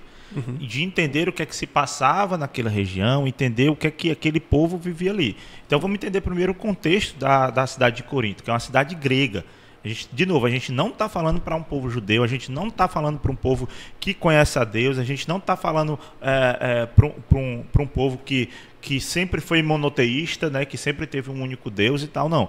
A gente está falando para um povo que tinha outros deuses, que tinha deuses pagãos, uma cidade que ela tinha... A mitologia grega era muito forte na cidade de Corinto. Então, eles eram adeptos de outros cultos pagãos. E um dos cultos, inclusive, que é o culto do mistério, olha só, era um culto que só homens poderiam ir, a mulher não poderia frequentar, certo? Então, às vezes o pessoal usa o texto de Coríntios para poder dizer que aqui está a Bíblia ela é contra as mulheres, ou ela rebaixa as mulheres, nada disso. Vamos olhar o contexto primeiro. A mulher naquela época, a mulher não tinha voz, a mulher não tinha vez, a mulher não poderia frequentar um culto. Ela teria que ficar só em casa, só o homem que ia para o culto, porque os homens diziam que a mulher era inferior a eles, então a mulher estava sempre abaixo do homem. E fazia parte também daquela cultura o uso do véu. Aquelas que usavam o véu, elas passavam meio que despercebidas pelo povo. Então elas poderiam andar no meio do povo sem usar com o véu, então, ok, está indo uma mulher ali. Mas se passa uma mulher sem um véu, essa mulher chamaria muita atenção. E naquele momento de chamar a atenção, não era chamar a atenção de uma forma boa, mas era ser mal vista, era ser desprezada, era ser insultada pelos homens. Por isso que a mulher deveria usar o véu dentro daquele contexto de tanta inferioridade por parte da mulher, porque os homens faziam isso naquela região. Tanto que quem saía com o véu eram as prostitutas. Elas que iam às ruas e saíam sem o véu, né? E saíam sem o véu, né? E até porque elas, pelo fato de quem estava com o véu nem era visto, né? Então elas era o fato de serem vistas, né? Mas acontece que nem toda mulher ela ficava sem culto. Tinha algumas que eram, de novo, a gente está falando aqui de uma região onde eles adoravam deuses pagãos e havia ali uma mitologia por trás da mitologia grega. Então existe uma deusa da mitologia, que era Afrodite, que tinha um culto a Afrodite, que era a deusa da fertilidade. E ali, quem cultuava Afrodite eram as mulheres. Então existiam as sacerdotisas de Afrodite naquela região. Então essas mulheres adoravam e tal. E essas sacerdotisas de Afrodite, elas utilizavam a cabeça raspada e elas também não utilizavam o véu. E eram mulheres que falavam, eram mulheres que profetizavam, eram mulheres que ensinavam e tal. Então tinha isso, tinha a mulher em si, tinha essas sacerdotisas, tinha as prostitutas, enfim. Esse era meio que o contexto. Aí quando o evangelho chega naquela região ali, o evangelho chega, Paulo falando a mensagem de liberdade, que em Cristo nós somos libertos, né? Que nós podemos viver uma vida de liberdade. E Paulo, aí lá vai eu citar Gálatas de novo, então a importância de Gálatas. Gálatas, olha o que Paulo já tinha dito lá em Gálatas capítulo 13, verso 28. Ó. Não há mais judeu, nem gentio, escravo, nem livre, homem, nem mulher, pois todos vocês são um em Cristo Jesus. E agora que pertencem a Cristo, são verdadeiros filhos de Abraão, herdeiros dele segundo as promessas de Deus. Então Paulo diz que as mulheres, elas podem vir adorar Cristo. Que aqui elas têm um local de culto, onde elas podem adorar o Senhor, onde elas podem prestar culto, que não é um local só para homens, mas é um local para a mulher, é um local para o escravo, é um local para o Senhor, é um local para todo mundo. E aí é onde o evangelho se diferencia, e isso é totalmente disruptivo para aquela época. A gente querer entender com a nossa mente só de hoje, a gente não vai conseguir entender, a gente tem que pensar, olhar para como era visto naquela época. Então, as mulheres começam a vir. E entre elas, mulheres que foram se convertendo foram as sacerdotisas de Afrodite. Elas também se convertem e começam a fazer parte desse culto. Só que elas pegam uma mensagem sobre a liberdade que Paulo fala, que nós temos liberdade em Cristo, e elas misturam isso com aquilo que elas já ensinavam nos cultos a Afrodite, e aí começa uma revolução naquela igreja, da mulher diz, não, então se eu tenho liberdade em Cristo, então eu não vou utilizar mais o véu. E aí eu vou tirar o véu e enfim. Aí nesse momento que Paulo vê aquilo acontecendo, é tipo assim, cara, não é o momento para isso ainda. Peraí, a gente ainda vive num contexto muito machista. Olha, vamos com calma em relação a isso. Então, ó, mulheres, faz parte da cultura dessa região, então utilize o véu.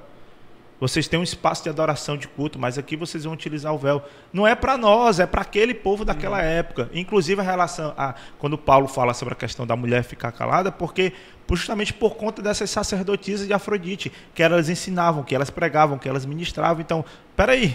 Então, é dentro disso, né? Então, não cabe a nós, isso aqui especificamente.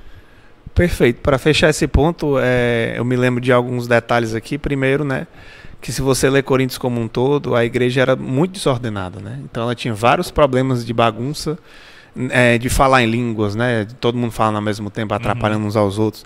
Da ceia que uns comiam, deixavam os outros sem, né? Então tinha várias coisas assim que Paulo estava tentando, e uma delas era do papel das mulheres, porque as mulheres estavam tendo proeminência demais e atrapalhando os cultos, né? Com essas questões aí, né?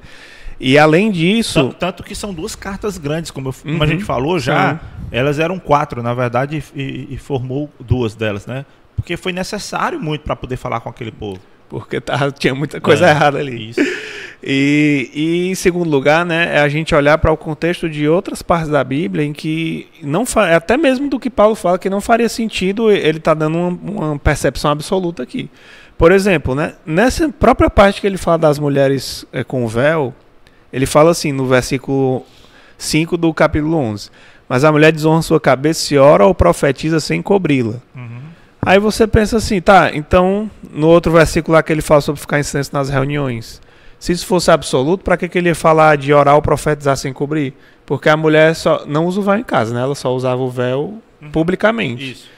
Mas aí, para orar ou profetizar, para ela cobrir, para orar ou profetizar, ela teria que orar ou profetizar publicamente. Logo, ela teria que falar no culto, né? Então, isso já contradiz essa ideia de que ela não poderia falar em hipótese alguma, né? E sim que ele estava tratando de algo específico.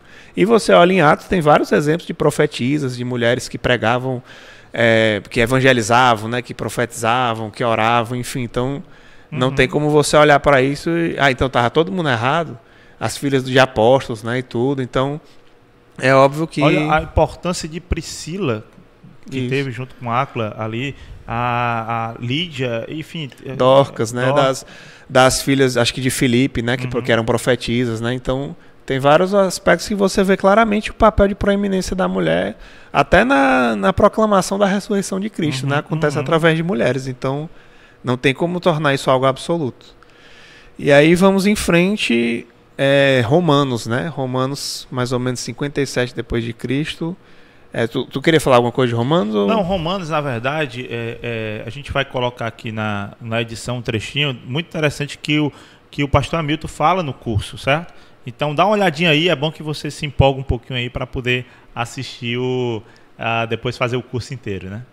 Romanos, talvez a maior e mais bela carta do Novo Testamento, do ponto de vista da estrutura, do ponto de vista do arranjo literário, né?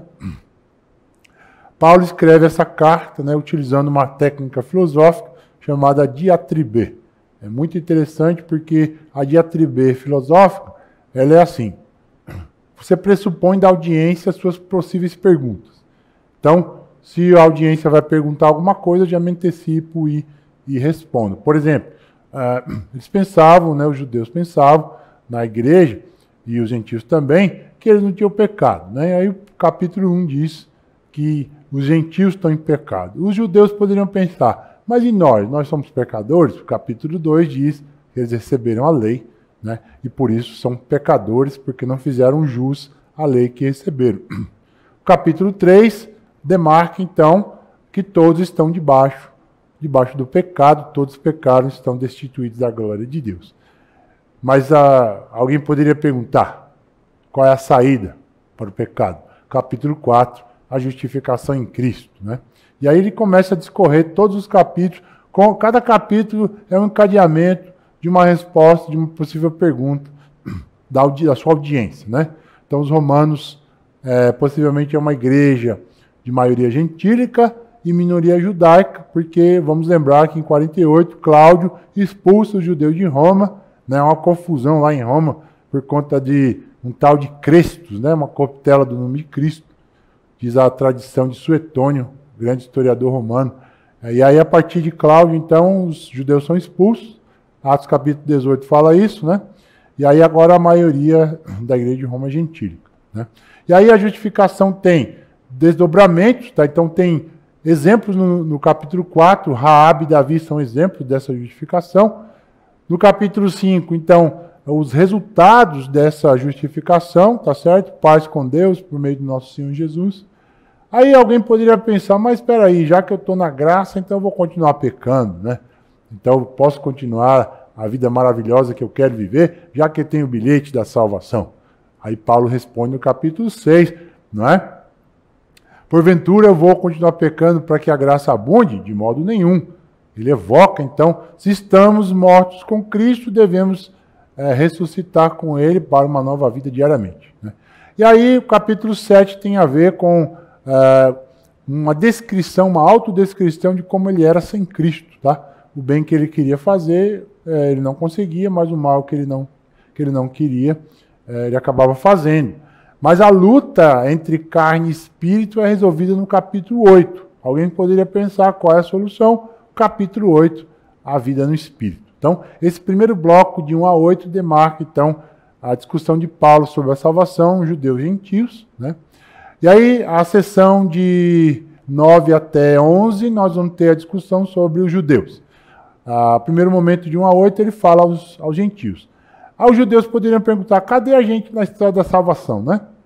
E aí ele vai responder do capítulo 9 até 11. No 9, os judeus foram eleitos. No 10, eles rejeitaram a salvação. Mas no 11, um remanescente fiel vai ser salvo. Tá? Então esse primeiro bloco, de 1 a 11, aí demarca a doutrina. Do capítulo 12 até o 16, então, a prática dessa doutrina.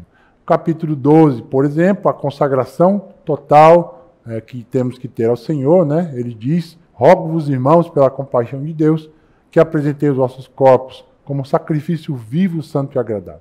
Não mais como um sacrifício morto, como era nas ofertas de Levítico, né? Um animal, um ser instintivo, mas agora nós, como seres conscientes, podemos nos oferecer a Deus como um grande e poderoso holocausto. Né? Possivelmente ele está pensando no holocausto aí. E aí o capítulo 13, então, na verdade o capítulo 12 fala sobre os dons espirituais, então discutindo aí, paralelo a 1 Coríntios 12 também, ele fala dos dons espirituais, como a igreja deveria exercer os dons. No capítulo 13, ele fala que essa salvação tem implicações na relação com o Estado, né? Então, como é que a gente entende as autoridades, como é que a gente se coloca diante da sociedade. Capítulo 14, a salvação e suas implicações para os fracos na fé, o problema da carne sacrificada a ídolos. E o capítulo 15, então, o modelo de Cristo como o exemplo maior para nós e a sua despedida e seus desejos, então, de chegar até a Espanha. Então, tudo isso é a carta aos Romanos. Tá? Voltamos, após esse vídeo do pastor Hamilton. E continuando aqui, a gente chega em Colossenses, já ali por 60 depois de Cristo. Agora tem algo interessante aqui sobre Romanos, né? Porque perdão. essa foi uma das poucas comunidades que Paulo não fundou ou visitou, né? Antes de escrever uma carta, né? Inclusive, Romanos, né? A gente está falando de Roma, o grande centro político, né? A grande cidade, né? Paulo chega lá, o evangelho chega nessa grande cidade, né? Pois é, e ele chega antes de Paulo, né? Assim como Colossos, justamente Colossenses, né? Se eu não me engano, são essas as duas únicas que são igrejas que Paulo não tinha nem visitado ou fundado nas suas viagens missionárias antes de ele mandar uma carta, né? Então provavelmente ele ouve a partir ali de outras pessoas, cooperadores na fé, né? E aí ele vai abordar, né? Enfim, a igreja, essa igreja, a igreja de Colossenses, ela provavelmente se reunia na casa de Filemão, que era amigo de Paulo, Sim. né? Então você tem toda essa relação de Paulo com Filemão, até que é a única carta ali que é pessoal, né? Está falando ali sobre a questão do escravo de Onésimo. Então e aí que já citando aqui, né? Então a gente acabou que já é a próxima carta. Já é a próxima, provavelmente foi feita na mesma época ali de Colossenses. Então essa igreja se reunia na casa de Filemão, né? Então por isso tinha essa relação com o líder desse pequeno grupo, vamos dizer assim, né? E falando de Filemão, assim, que eu acho que é uma carta muito linda. Colossenses é uma carta pequena, né? Mas é uma carta maravilhosa. É incrível. O que tem de ensino ali em Colossenses é sensacional.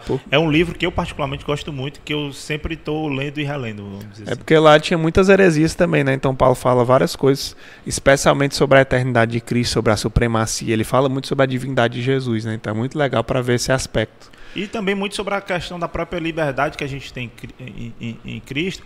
Essa questão do povo sempre estar querendo se sujeitar à questão de lei, alguma coisa assim. Então tem algumas abordagens dessas de Paulo também nessa carta, né? Isso. Mas indo para Filemão, que era provavelmente o líder de guerra ali, o cara que recebia a igreja na sua casa, né? Eu acho uma carta muito linda, porque é uma carta bem pequenininha, mas muito legal, porque Paulo vai tentar defender um escravo que foge de Filemão, né? Que é Onésimo, né? E aí ele chega e Onésimo provavelmente roubou Filemão e fugiu e conheceu Paulo em Roma. Paulo estava preso, né? Não sei como é que provavelmente ele, através de outros pregadores, ele conhece Jesus e aí eles levam ele até Paulo. E Paulo fala para o escravo, para Onésimo, olha, volte para Filemão, peça perdão. Só que ele não faz só isso. Ele manda uma carta para Filemão e diz, olha, agora eu peço que você, assim como você foi perdoado por Deus nos seus pecados, você perdoe o Onésimo e não trate ele mais como escravo, mas como um irmão. E o que você tiver de dívida com ele, coloca na minha conta, né? E Paulo sabia que Filemão tinha a maior dívida, que é a dívida da vida eterna com ele, né? E ele meio que faz um jogo com isso aí. Ele diz, coloca na minha conta e lembre-se, né, que você deve sua vida a mim, né? Então, dá uma ajudinha aí pro Onésimo, né? Eu acho isso sensacional, né? Porque acho que até dá para entrar aqui numa polêmica, porque aqui Paulo está ajudando um escravo, né? E tem a questão da escravatura também, que o pessoal hoje questiona muito, né? Dizendo que a Bíblia apoia a escravidão, né?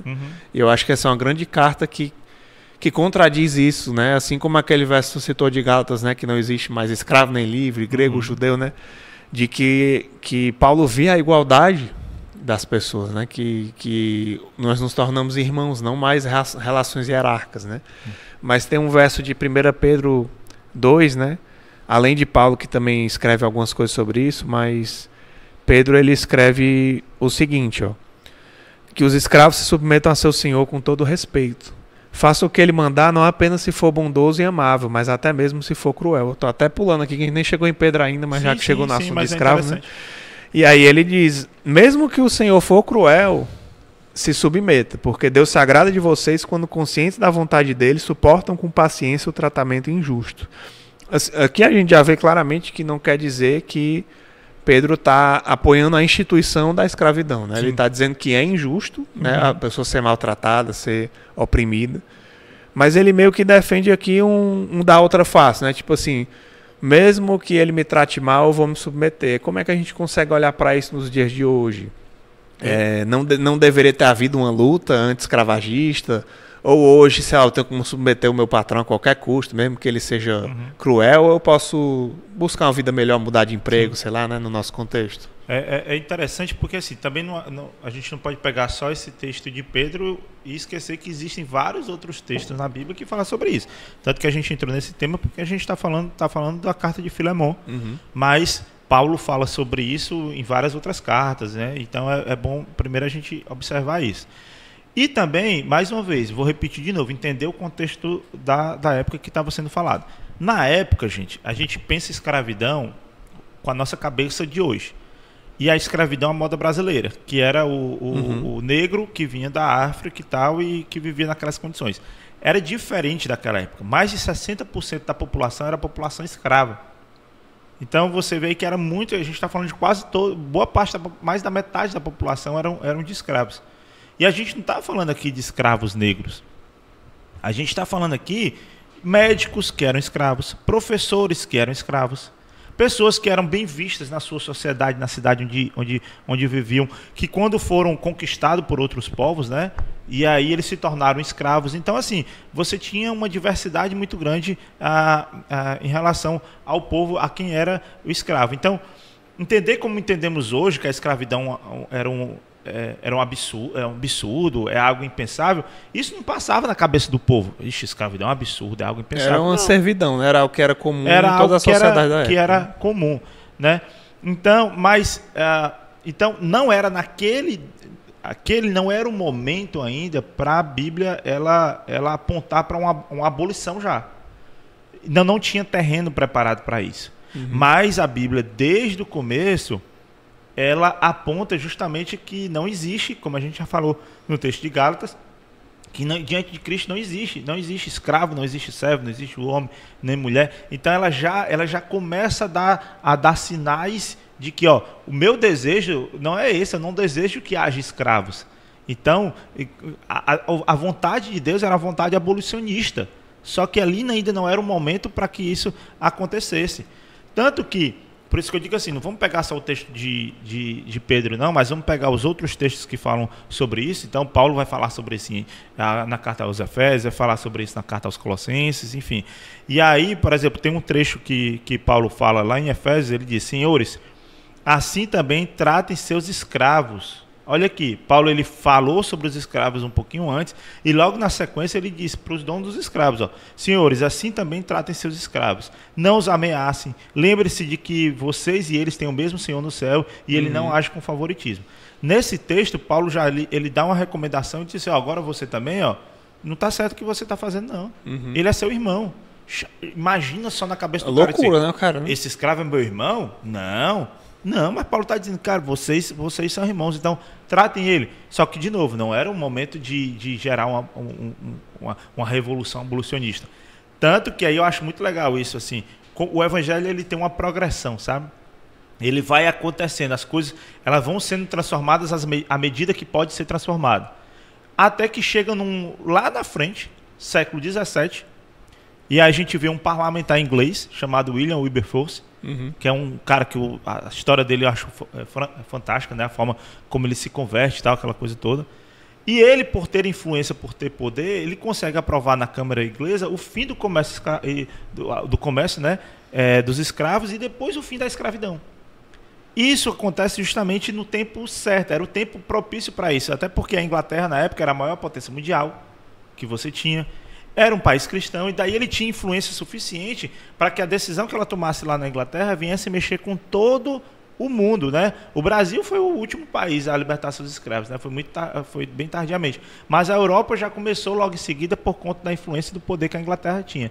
Então, o pensamento de Deus abolicionista é desde sempre. Mas ele foi acontecendo ao longo do tempo e chega lá na frente, ele levanta um homem cristão, um homem que ele salva, um homem como ele faz assim, da mesma forma como ele levanta Paulo e diz assim, agora tu vai pregar os gentios, ele levanta o Wilberforce e diz assim, agora eu estou te levantando para poder tu trabalhar isso aqui.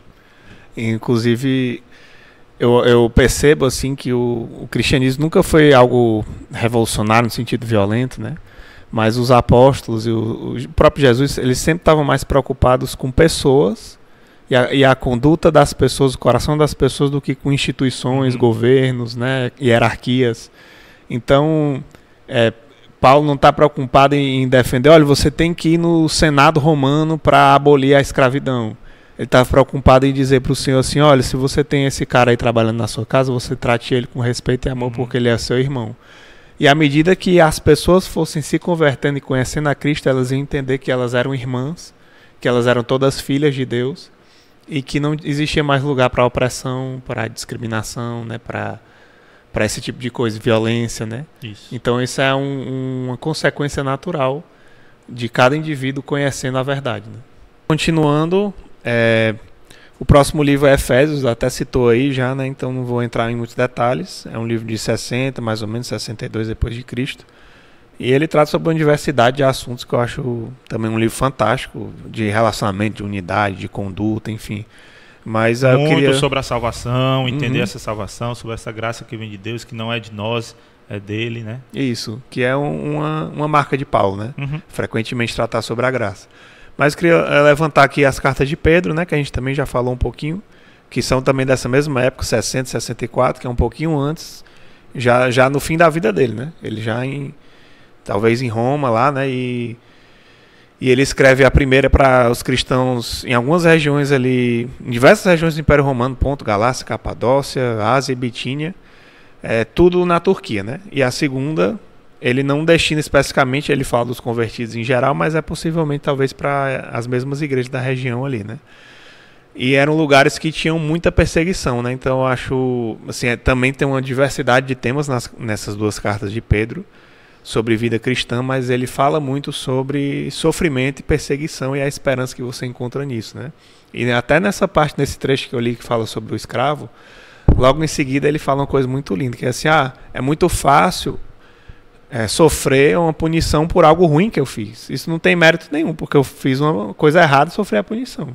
Mas quando eu sofro por Cristo, quando eu sofro por fazer o bem, aí isso sim agrada a Deus, né? Glorifica a Deus. E a gente vê esse exemplo na própria vida dele em Atos 5, quando ele é chicoteado e ele dá glória a Deus por ser chicoteado por ele, né? Então, está escrevendo da experiência dele, né? E ele diz, isso é que é a nossa marca. Nós sofremos, mas permanecemos alegres por sofrer em Cristo, né? Isso é a nossa esperança da eternidade, né? E depois a gente tem Judas que a gente não sabe para quem foi, né? Como eu falei, ele destina para os cristãos em geral, talvez fosse para alguma igreja conhecida, algum grupo que a gente não sabe. E o maior objetivo dele é tratar da presença dos descrentes, falsos mestres, imorais e enganadores no meio da igreja. E aí, a partir disso, ele chama as pessoas a trazer de volta a sua esperança em Cristo, a perseverança nos seus mandamentos, né? Eu até li uma frase, não lembro de quem foi, dizendo que Judas era uma carta de poucas palavras, mas de uma grande sabedoria espiritual. Muita profundidade. E ela é datada também da década de 60 depois de Cristo. Aí a gente tem Tito, que é uma carta pessoal, né, para um companheiro de missões de Paulo, lá em Creta. E ele foca muito em organizar a igreja, né? Ele trata especialmente de como cuidar dos diferentes grupos que vivem na igreja, né? Porque era um lugar muito pagão, muito imoral, né? E também do papel do líder, né? Assim como em Timóteo, ele aborda as características do pastor e do presbítero, né? Então, são muito úteis para a gente ordenar as nossas igrejas hoje, olhando para a conduta dos pastores e dizendo, será que é isso mesmo, né? Estamos de acordo com a palavra, esse homem ele está de acordo com o que a palavra espera dele. São cartas pessoais, mas que trazem um aprendizado, valores, princípios para nós muito grandes, assim, excelentes. Assim. E aí, eu sei que tu queria falar de Hebreus, né? Hebreus é uma carta muito boa. Porque Hebreus, a gente não sabe quem foi o autor de Hebreus, né? Tem gente que acha que foi Paulo que escreveu, mas não foi Paulo que escreveu, né? Então a gente não sabe. O que a gente sabe sobre Hebreus está lá sobre a questão de ser o autor, está lá no capítulo 2, no verso 3, né? Quando ele diz assim, né? O que nos faz pensar que escaparemos se negligenciarmos essa grande salvação anunciada primeiramente pelo Senhor e depois transmitida a nós por aqueles que ouviram falar. Então já é algum cristão da segunda geração, né? Então alguém que já ouviu de alguém que conviveu com o próprio Cristo. Inclusive, né? Se eu não me engano, ele menciona que conhece Timóteo. Né? Ele é amigo de Timóteo, né? Ele cita isso no capítulo 13. Ele fala sobre Timóteo, enfim, né? Então é alguém ali realmente, talvez da mesma idade de Timóteo, próximo a Timóteo, né? Talvez tenha aprendido com o próprio Paulo, enfim. Então a gente não tem muitas informações de quem é. mas ele é uma carta em exortação àqueles que estavam abandonando a Cristo, né? Então é uma carta realmente de exortação. Eles que estavam tanto abandonando a Cristo como abandonando a comunhão com outros irmãos. Então Hebreus ele é muito interessante porque ele aborda muito, ele traz muito né, a carta aos Hebreus, então ele traz muito do Antigo Testamento. Então a gente vê muitas coisas interessantes. E aí ele vai tratar da superioridade da graça à lei judaica, né? Acho que é a carta que tem o maior tratado sobre isso, né? Ele já começa a partir do primeiro capítulo, né? Falando sobre Cristo ser superior aos anjos. Depois ele vem sobre Cristo ser superior a Moisés. Depois ele vem Cristo ser superior a Josué. E para ele entrar na questão de Cristo como nosso sumo sacerdote, né? E faz aquele apelo ao crescimento espiritual do povo, né? Aqui ele vai falar sobre comodismo, ele vai falar sobre apostasia, ele vai falar sobre as promessas de Deus. E tem uma história muito interessante, né? Que, por isso que eu disse, não, vamos abordar, acho legal abordar a questão de Hebreus. É algo que ele fala sobre ele cita uma história que está lá em Gênesis, que essa história poderia passar despercebida se esse autor não cita ela aqui no livro de Hebreus. Quando ele fala sobre o rei de Salém, Melquisedeque. Uhum. Então ele aborda sobre Melquisedeque lá em Gênesis, que só tem 2 versículos que fala sobre Melquisedeque, mas ele apresenta como uma tipologia de Cristo, né? E aqui a gente acaba falando mais sobre Melquisedeque, né? Tem um livro, inclusive, muito famoso, Fator Melquisedeque, né? Como se fosse a manifestação de Cristo na Terra, né? Ali já em Gênesis, né? Então é muito curto o que se fala lá em Gênesis, né?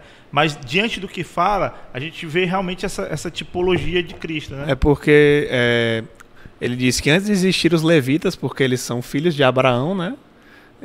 Abraão já encontra esse sacerdote e faz sacrifícios a ele, né? Então é como se dissesse assim, do jeito que Deus fala para Moisés, né? Antes de tudo ser eu sou, né? Ali Melquisedeque, antes de haver sacerdotes, eu já era o sacerdote, né?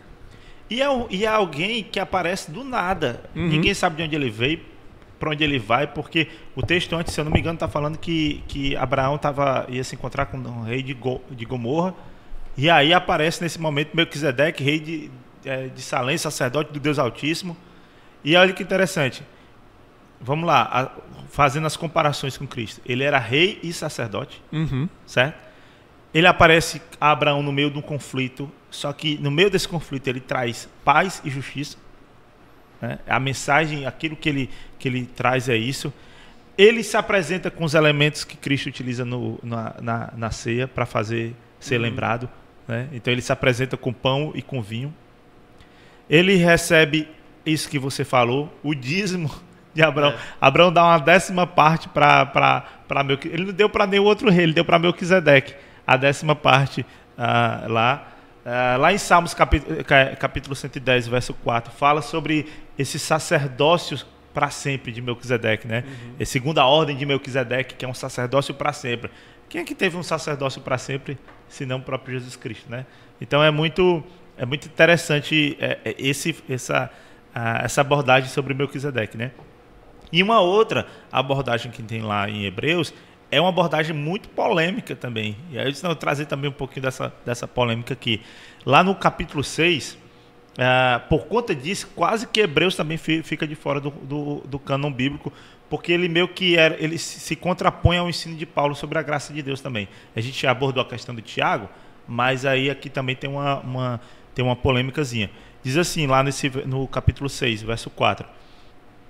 Pois é impossível trazer de volta ao arrependimento aqueles que já foram iluminados, que já experimentaram as dádivas celestiais e se tornaram participantes do Espírito Santo, que provaram a bondade da palavra de Deus e os poderes do mundo por vir, e que depois se desviaram. Sim, é impossível trazê-los de volta ao arrependimento, pois ao rejeitar o Filho de Deus, eles voltaram a pregá-lo na cruz e expondo a vergonha pública. Para quem acredita na perca de salvação, rapaz, esse é um dos textos mais utilizados.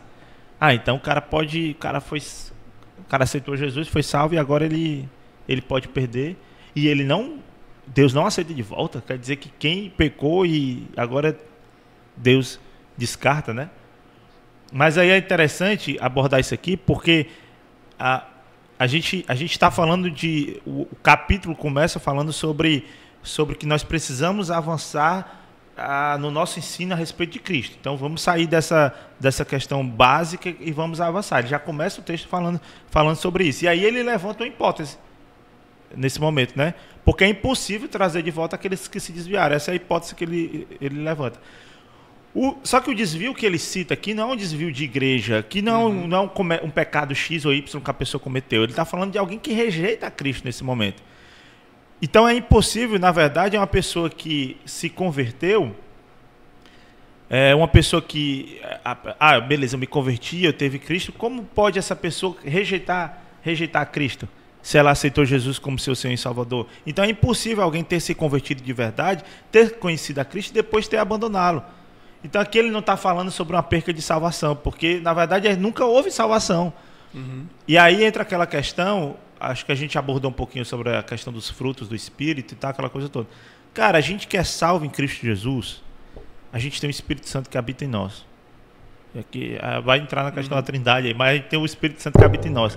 Se a gente tem o Espírito Santo que habita em nós, a gente pode até pecar, mas não significa que eu estou vivendo cometendo aquele pecado, que aquele pecado me domina. Eu posso cair no erro, posso cair no pecado, mas aquele pecado ele não me domina, porque o Espírito Santo me traz à luz essas coisas. Então, se aquele pecado não me domina, é porque eu tenho Cristo, eu sou salvo por Cristo Jesus. Agora, se eu deixo o pecado me dominar, e eu não estou nem aí, eu não sou incomodado nem nada, então, de fato, você foi salvo, de fato, você foi resgatado, de fato, você foi restaurado por Cristo.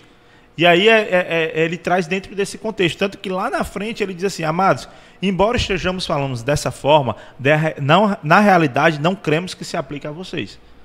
Por entender a quem ele estava falando. Mas ele traz a hipótese. É tipo assim, gente, vamos lá. Se você... Isso aqui que eu estou falando cara, se você aceitou a Cristo como de verdade, então não tem como você rejeitar esse Cristo. Se você está rejeitando esse Cristo, então, meu amigo, não há arrependimento para você, não. Se eu não me engano, até tem pessoas que relacionam isso com a ideia da blasfêmia do Espírito Santo, né? Que é essa ideia de rejeitar de tal forma que o coração é endurecido. Mas aí isso é uma polêmica para outro momro. Porque isso aí dava um podcast todinho. Mas para a gente fechar os livros aqui, né, pelo adiantar da hora, certo, e a gente ir para o nosso momento final, a gente só tem mais 2 conjuntos de cartas, que são as de Timóteo e de João, né? As de e são justamente os conjuntos escritos no fim da vida dos apóstolos, né? Timóteo, especialmente a segunda carta, que é de 67, ali já no final da vida de Paulo, ele preso. Eu acho lindo as cartas a Timóteo. Ele dá diversos encorajamentos. Na primeira ele está encorajando Timóteo. Olha, você é jovem, mas você consegue pastorear, cuidar, né? E incentivando ele no ministério. E na segunda, Paulo já está ali num sentimento de certa solidão, isolado, né? Muitos colaboradores na fé já se afastaram.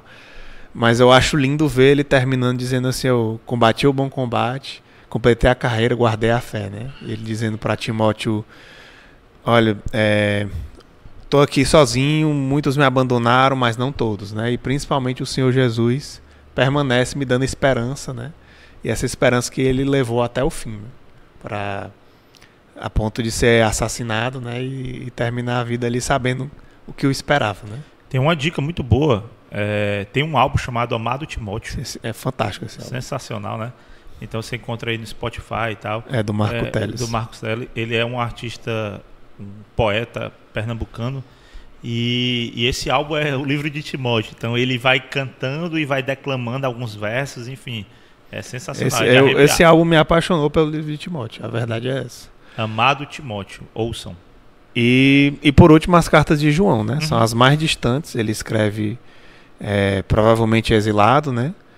E cada um ele escreve para pessoas diferentes. Um é para igrejas que a gente não sabe quais são, mas provavelmente ali na região da Turquia, né? Onde tinha muitas igrejas próximas.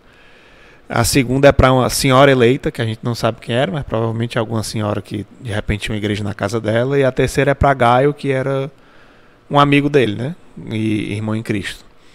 E o destaque para mim dessas cartas é que ele combate muito o que possivelmente era o começo do gnosticismo ali, o proto-gnosticismo, que é uma teologia de que a matéria era maligna, né? A carne é maligna, logo eles negavam que Jesus era divino ou que Deus tinha encarnado em Jesus, né? Talvez que ele fosse somente espírito, né? Ou que ele não pudesse entrar em um ser humano e ainda assim ser divino, ser 100% divino, né? Então, João vai trazer aquilo que se tornou uma doutrina da igreja, que Jesus era 100% humano e 100% divino, né? E aí ele vai falar, assim como ele fala no Evangelho, o verbo se fez carne, ele começa com isso, né? Já apontando para o Gênesis e apontando para a corporalidade de Jesus. E ele também vai falar muito sobre amor, sobre fugir do pecado e diversos outros fundamentos da fé, né? E eu acho, são cartas lindas também. E na terceira é engraçado que a carta é basicamente ele reclamando de um cara que não recebia eles, né? E dizendo para Gaio, olha, vai verificar, porque ele não é um mando pessoal e ele não recebe, expulsa os pregadores, né? Então naquela época já tinha esses conflitos, né? Imagina aí o primeiro século e já tinha pregador, talvez aquele pastor que se achava o máximo e ele, não, essa igreja é minha, eu não quero saber desses discípulos de apóstolo aí não. Né, porque vai me ofuscar, né? E aí João até fala assim, talvez eu mesmo vá resolver isso, né? A gente não sabe o que foi que aconteceu. Mas isso é mais uma prova, como a gente vê em Coríntios, de que as igrejas já tinham conflitos. E aqui a gente tem muito a aprender com isso para tratar nas nossas próprias igrejas. E para fechar, eu queria fazer uma última pergunta, Uri, que é sobre a Trindade. A gente já viu aqui todos os livros e tudo, mas uma coisa que a gente não vê tão explícito e às vezes os unitaristas, né, outros grupos aí questionam, né, algumas outras religiões também, que é a ideia de que Deus é triuno, né, Pai, Filho e Espírito Santo. A gente vê menções dos três, mas será que os três são Deus? Né? Alguns acham que Jesus não era Deus, ou que o Espírito Santo não era Deus, que Deus é só o Pai, né, e tal, porque Jesus se submete a Ele. E os apóstolos escreveram muito sobre isso, né, nas cartas. Eu queria saber se a gente consegue, através do Novo Testamento, entender que a Trindade é real. Então, mas Trindade é muito difícil de explicar, assim, não é tão fácil, até porque a ideia de Trindade ela está na Bíblia, só que ela não aparece realmente essa doutrina formulada na Bíblia, porque ela veio ser formulada só depois. É até interessante se abordar, os últimos livros que nós falamos foi de João. E é interessante, porque aquilo que você falou, ali já existia um protognosticismo acontecendo, então já existia essa questão de negar a divindade de Cristo, aquela coisa toda. João vai abordar muito claramente que Jesus é Deus. E né? João começa a abordar isso. Então, essa doutrina, ela começa a ser, a necessidade de ter essa doutrina da Trindade começa a ser formulada justamente aí. Então, João começa a fazer essa abordagem. Só que aí não dá tempo João desenvolver tudo, até porque foram surgindo tratados, né?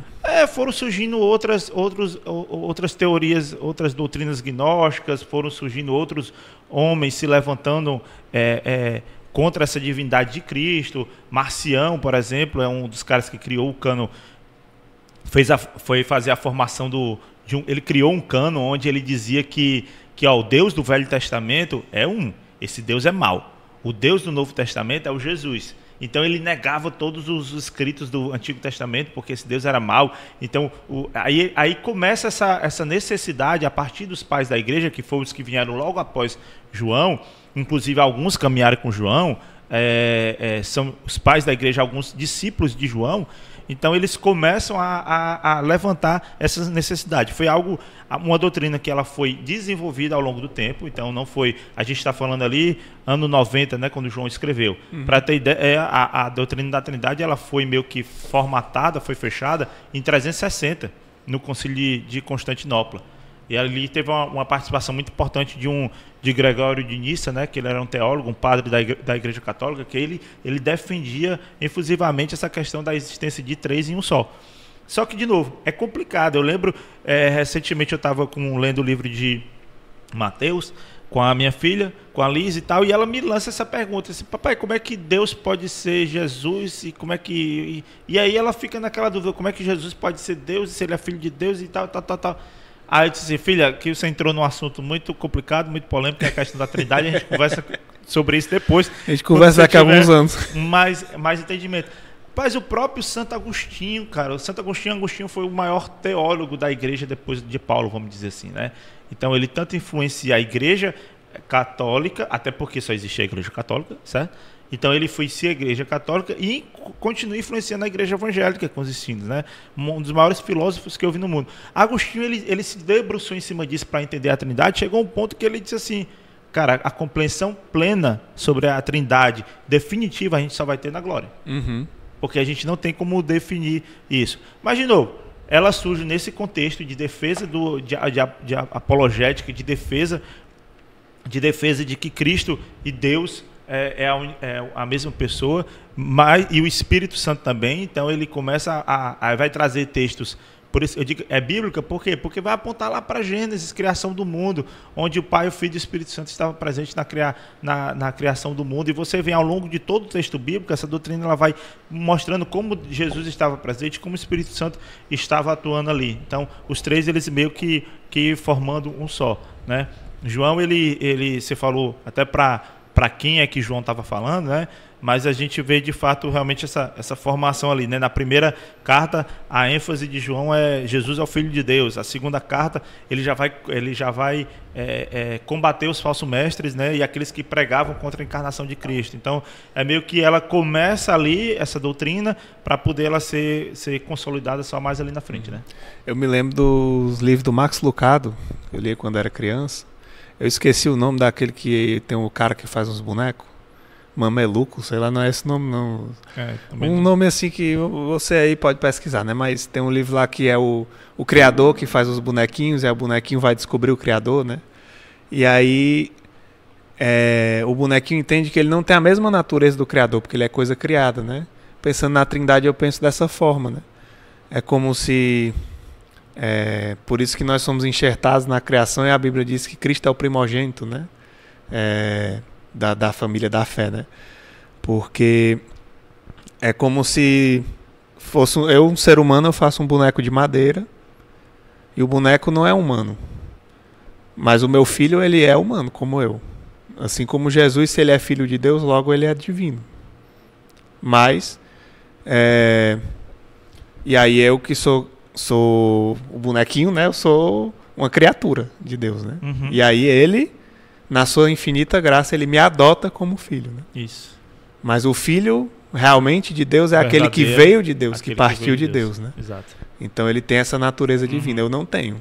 Eu tenho uma natureza diferente que ele criou, mas ele me aceita como filho, adotado, né? Então acho que é mais ou menos essa a diferença das nossas naturezas, né? Enfim, está na hora de encerrar para a alegria do Vinícius, que está ali doido para comer. Então nós vamos acabar a nossa live bíblica hoje.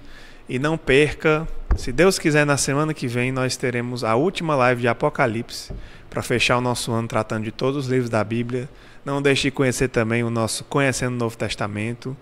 Euri, quer falar mais alguma coisa? Eu quero dar algumas, fora as dicas que a gente já deu em relação ao site do Mais Bíblia. Então lá você encontra infográfico, e-books, né, os cursos em si. Tem 2 livros aqui. Tem um que o pastor Hamilton já está cansado de falar, Entende-se o que lês. Então é bem interessante, fica a dica. Mas do mesmo autor, que é do Gordon Fee e do Douglas Stuart, tem esse aqui, ó. Como ler a Bíblia, livro por livro, um guia confiável para ler e entender as Escrituras Sagradas. Como a gente passou esse ano inteiro falando sobre as cartas, então esse livro ele aborda também detalhadamente cada carta, qual foi o autor, qual foi o contexto e tal. Então é bem interessante, com a linguagem bem simples, né? Bem tranquilo de entender. Perfeito. Euri, muito obrigado aí por mais um momento mais bíblico aqui nosso. Obrigado por todas essas informações profundas, né? E tanta coisa aqui que a gente aprendeu hoje. Teve que atropelar, assim, é muita coisa, né? Tem muita coisa para extrair das cartas. Mas eu tenho certeza que quem assistir vai sair abençoado e com muita curiosidade, né? Para conhecer mais. Então é isso, gente. Muito obrigado. Compartilhe aí com quem gosta desses assuntos, com quem quer aprender mais. E a gente se vê no próximo vídeo, se Deus quiser. Um abraço.